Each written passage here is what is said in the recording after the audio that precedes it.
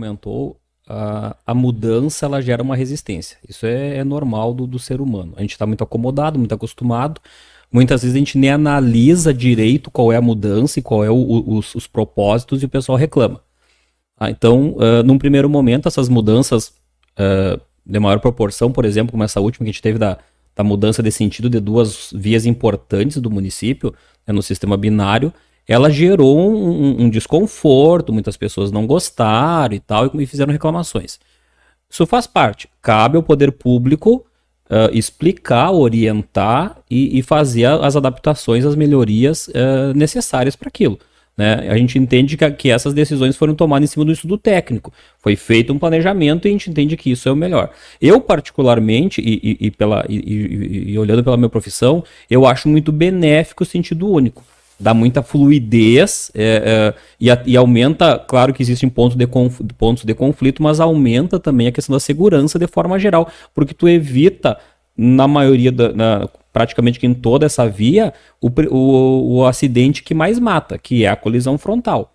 Então, se tu tem uma via que só tem um sentido, tu reduz quase que a zero, não digo zero porque pode, né, ter alguma ocorrência distinta, mas quase que a zero, esse tipo de acidente que é considerado hoje o mais grave e que ocasiona o maior número de vítimas fatais, que é a colisão frontal. E aí, como tu já comentou, essas mudanças elas precisam vir atreladas a investimento. Né? Como o Jacques falou, tem que colocar a mão no bolso? Tem que colocar. Em tecnologia, em orientação, em informação, em fiscalização.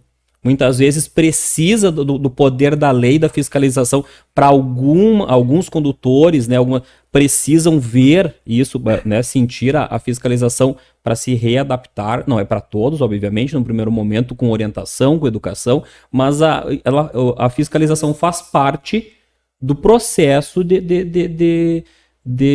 do trânsito do condutor e dessas mudanças. Mas eu acredito que a principal mudança que precisa vir junto são as tecnologias.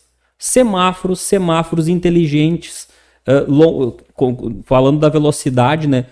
Lombadas eletrônicas, então, ou alguma outra forma de ter controle, mas a gente precisa se atualizar, a gente precisa investir nessa tecnologia. Houve muitas mudanças, alguns pontos ficaram extremamente conflituosos, vias com muito movimento e que, num primeiro momento, numa análise sem o estudo técnico, a gente consegue perceber que precisa de alguma mudança, que eu acredito que em muitos casos precisa ser um semáforo.